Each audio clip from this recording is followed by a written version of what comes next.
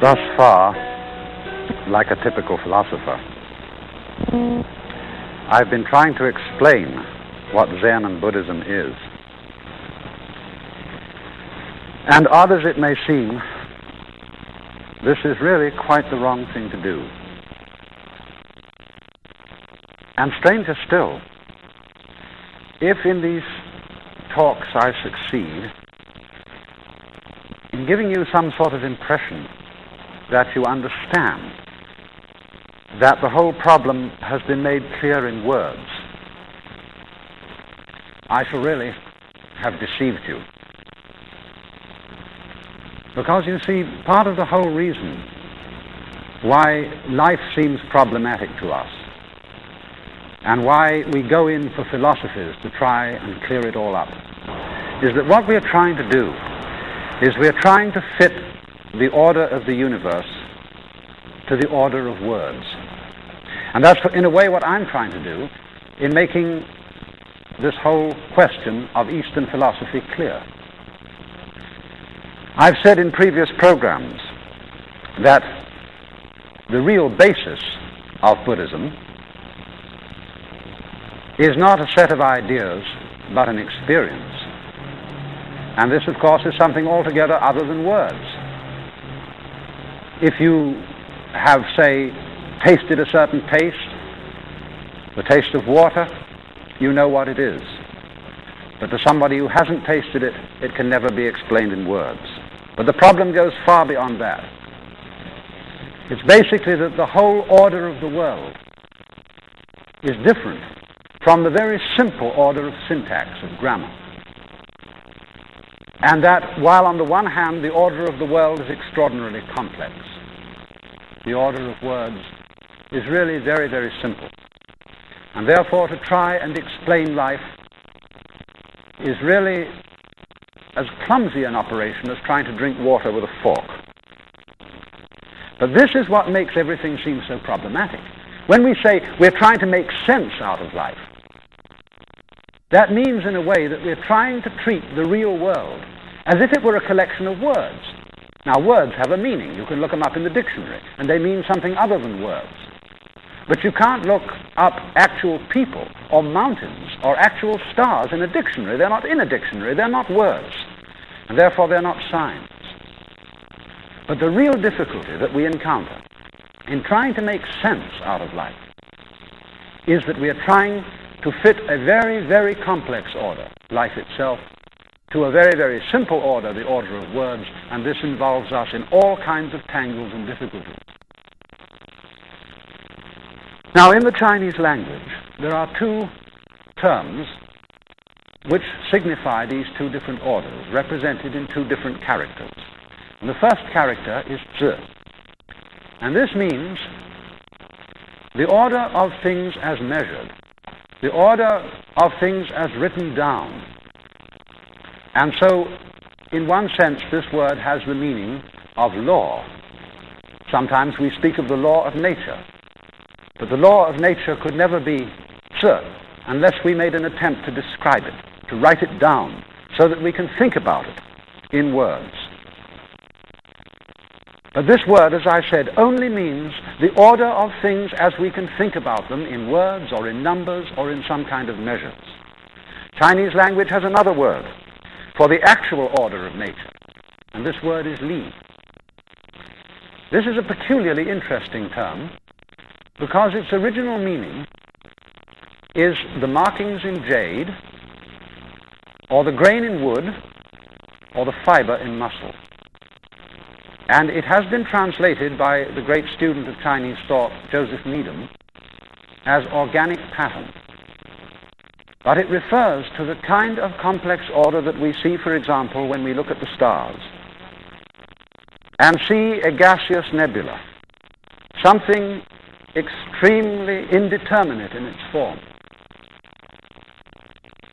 Or perhaps again, when we look at markings in rock and see this glorious rippling, which is incredibly difficult to describe, although easy enough to understand with our eyes and our feelings. But to try and put that kind of order into words is always beyond us. And it is for this reason that the attempt to make sense of life will always fail. Now, this order of Lee, of the infinite complexity of organic pattern, is also the order of our own bodies and of our own brains and our nervous systems. We actually live in terms of that order. For as I've often said, we don't figure out in words or in ordered thoughts how we grow our own bodies, how we structure our bones, how we regulate our metabolism. And we don't really even know how we manage to be conscious, how we actually think, and how we actually make decisions. We do these things indeed, but the processes of the order of the physical body which underlie them are completely mysterious to us, and that means we can't describe them, even though we can do them. I can open and close my hand, and a physiologist can tell me exactly how I do it in his physiological terms. But strangely enough, that doesn't really enable the physiologist to open and close his hand any better than I can do it, who don't understand the physiology of the thing at all. And so you see, we are actually relying all the time upon this peculiar, unintelligible, that is unintelligible in words, form of natural order. It's at the basis of everything we do. And even when we try to figure something out and describe it in words, make a decision on the basis of that, we are relying unconsciously upon a kind of order that we don't figure out at all. And that order constitutes what in Chinese would be called our xing. That means our basic nature. And Zen Buddhism is described as the art of seeing into one's own nature. Now you see, as we are ordinarily brought up, in the process of education by our parents and by our teachers, we are very carefully drilled not to rely on our spontaneous functioning. We are taught very carefully to figure everything out. That is to say, the first thing we learn in life is the names for everything. And that teaches us to treat all the various things of the world as separate objects. A tree is a tree. And we are taught also to behave consistently, almost as if we were characters in a book. You know how the critics criticize a character in a novel very often. They say, Mr. So-and-so, the author, doesn't make his characters very consistent, as if they were actually consistent in life. And I think sometimes we take our cues for living from literature. And therefore, since we are brought up to make sense of ourselves, to be able to account for ourselves, that is to say, to be able to rationalize our actions in words, we are always developing a kind of second self inside us, which in Zen is called the observing self. And this is the self that, as it were, comments on us all the time, that asks, oh, what will other people say? Am I being consistent? Does what I do make any sense? The sociologist George Herbert Mead called this the interiorized other. That is to say, we kind of have an interior picture of a very general and vague kind, what the reaction to us is of other people. Now that reaction is almost invariably communicated to us through what other people say and think. And therefore this becomes, as it were, interiorized as a second self who is commenting all the time upon what we're doing. Now the difficulty of this is that although it's exceedingly important for all purposes of civilized intercourse and personal relationships to be able to make sense of what we're doing and to make sense of what other people are doing and to be able to talk about it all in words. This, nevertheless, warps us. I mean, you know how we all admire the spontaneity and freshness of children. And then it's regrettable but necessary that as a child is brought up, it becomes more and more self-conscious, and it loses its freshness, and more, the human being seems to be turned into a creature, calculated to get in his own way. He gets in his own way because, as I've explained, he's always questioning himself. He's always trying to fit the order of his nature into the order of sense, the order of thought and words. And therefore, he loses his naturalness, he loses his spontaneity. And for this reason, we admire in very, very great people, whether they be sages or whether they be artists, a return in their mature life to a kind of childlikeness and spontaneity and freshness where they don't bother anymore what are people thinking, what are people saying. You know, I was once having a talk with a friend, and we were discussing the kind of conversation where people bring up the question of the latest bestseller. Have you read it? And when I was about 20 years old, 23 and so on, I always thought, oh, I have to say I've read it, even if I've read only a review, because somehow I would be shamed if I hadn't. And he said, you know, I've got to the stage of life where I don't have to bother about that sort of thing at all anymore. If I haven't read it, I haven't read it, so what? I mean, this is the simplest sort of example of the way a person after a while comes to accept his natural self. Now, the process of educating people may be likened in a way to a Procrustean bed. You know that gentleman in Greek mythology called Procrustes?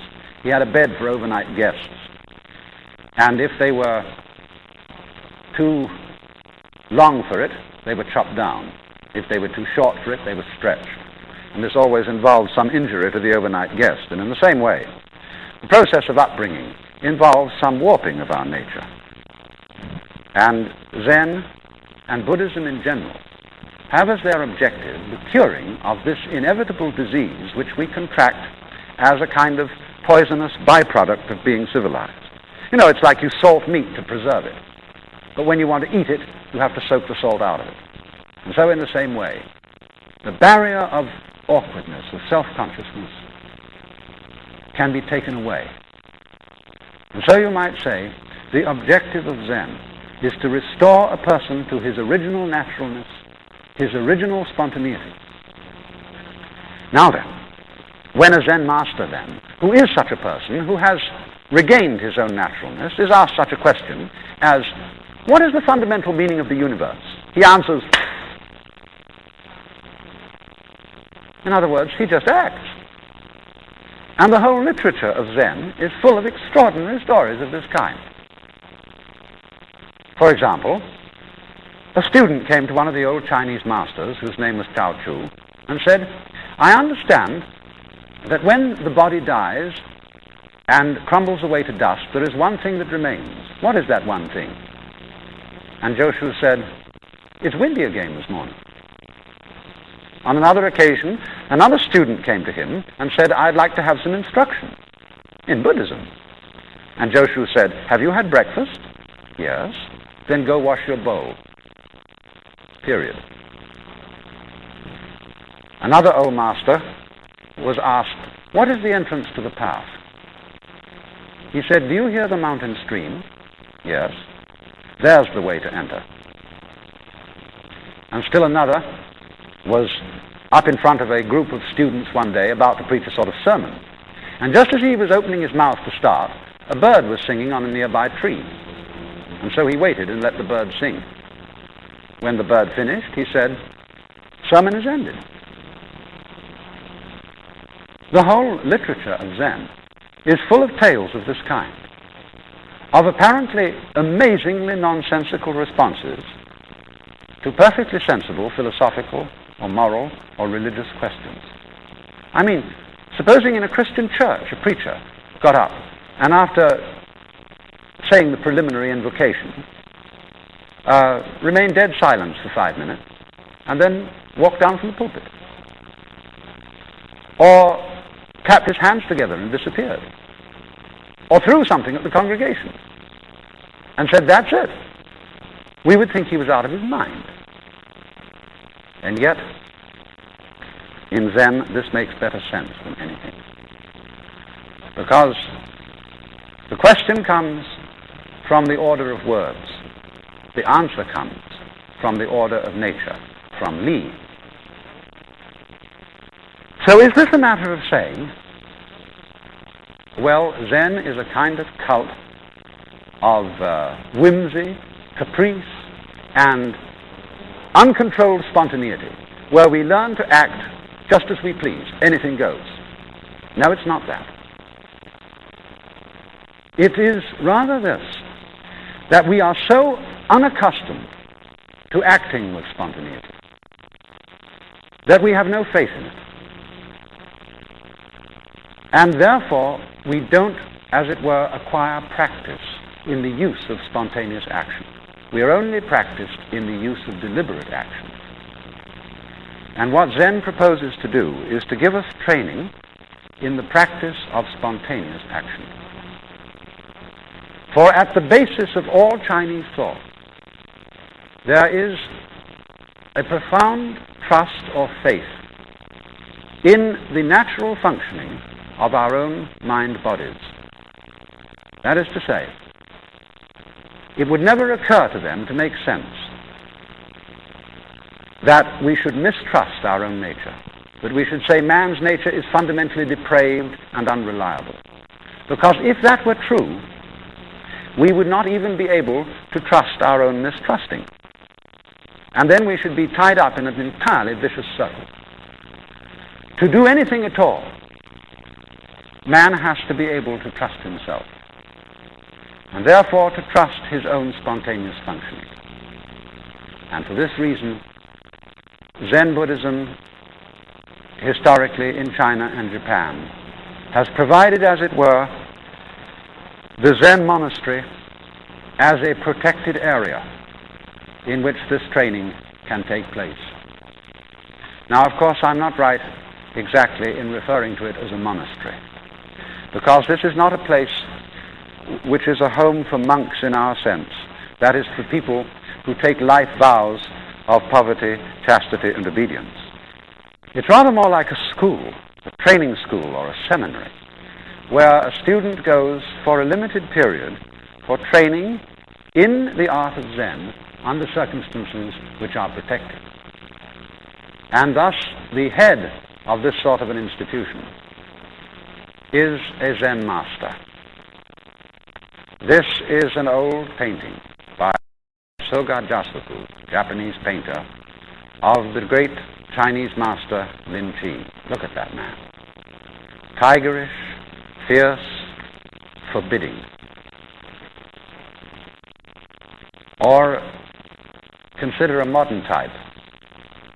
This is a living Zen master in Kyoto today. A serene, slightly humorous, powerful man, completely at ease. Or this Sokean Sasaki, who taught Zen in the United States for very many years. A master, but not a master in the ordinary sense, because in a way, he has nothing to teach. He has no system of doctrine. He really is a master created by a student, by a person seeking out such an individual, because he seems to have this peculiar serenity, lack of self-consciousness, unproblematic way of life, to ask him, what is it all about? Will you please accept me as your student? And so here a prospective student comes to a Zen monastery and asks to be admitted. And the answer is invariably, we don't take anybody new here. There are lots of people here as it is, and there isn't enough rice to go around. And in any case, what would you want to study Zen for? What is there to study? There's nothing to teach. And so he has to sit and wait, humbly and patiently, with his head on the steps, until the people inside, the master, feel like getting around to admitting him. This is, of course, a test of his sincerity. And it's putting it up to him. You know the saying, anybody who goes to see a psychiatrist ought to have his head examined. There are several double takes in that. In the same way, anybody who sticks his neck out and applies to study with a Zen master has applied to be taught what can't be taught. So eventually, they let him in. And here he comes for his first interview with the master. And in this interview, the master doesn't tell him anything. He simply asks him a question. You know, it's not quite a silly question that gets a silly answer. But if you want to know what the problem of life is, if you want to know the solution to it, the master asks him in effect, who is it that wants to know? Who are you? But he may put it in the formal style of what is called koan, K-O-A-N, which means a Zen problem for meditation, such as, what is the sound of one hand? Or, before your father and mother conceived you, what was your true nature? In other words, who are you? Show me you. Don't just give me a theory as to who you are, an idea, but demonstrate by an actual act which will show me your genuine, naked self. And so, the applicant goes away, and he learns to sit and meditate. It's no good for him to think out intellectually the answer to this problem. Any kind of intellectual answer will be rejected. I remember a friend of mine was studying in Japan, and he got rather desperate. And as the answer to this question, he took a bullfrog into the master and presented him with a bullfrog. And the master's only comment was, too intellectual. Deeper still than that, he has to find out, who am I? In other words, in the presence of this rather tigerish master, who is very much an authority figure for Chinese or Japanese people, he has to perform an absolutely natural act. Now, you know how it is when you try to do something naturally. It is always a fake. Of course, the monk doesn't spend all his time meditating. The regimen of the Zen monastery also includes labor, chopping wood, gardening, and all kinds of work to maintain the life of the community. But all the time he does this, he's supposed to go on puzzling, how to present the master with some act that will answer the koan, some act that will reveal his original self, that is to say, his purely spontaneous functioning. And so, every so often he goes in for an interview with the master called Sanzen. And here is a drawing by Zenchu Sato of the student confronted with the master. The master there with his big stick, not to punish him, but as it were, to see if that student can be phased. Here he comes. The student sits in the room and repeats the koan he's been given. Before your father and mother conceived you, what is your original nature? And then he has to answer like that, immediately, without the slightest deliberation. And the teacher is sensitive to the least bit of hesitation, the least bit of artificiality, the least bit of, as it were, contriving an answer. And so the student lands in this terrible dilemma. Everything he does to present the master with an answer is wrong. Time and time again he goes in, but it's wrong. And at last he gets into a state of mind where he doubts everything. He doubts the ability of his intellect to solve these problems. He doubted that almost from the beginning. He doubts his own inner capacity to arrive at an answer spontaneously. He doubts his own reflex reactions to come out with, as it were, a spontaneous answer.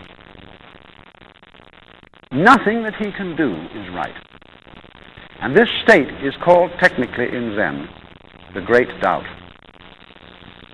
And the master works to bring about that state. Now you see, when you get to the situation where you doubt everything you do, and you have no longer any confidence in yourself, what is happening is that your ordinary, trained-in way of acting deliberately, is being undermined. And when you come to the point that nothing you can do is right, suddenly there is a flip in consciousness, which is called in Zen satori, S-A-T-O-R-I, or sudden awakening. And at that moment, the observing self, the self which comments on oneself all the time, the self which obstructs, dissolves and disappears. And the flip is that whereas everything I did was wrong, now it's all right. And the monk becomes unobstructed, free as the clouds. And that is why a Zen monk is called unsui, cloud and water, for he drifts like cloud and flows like water.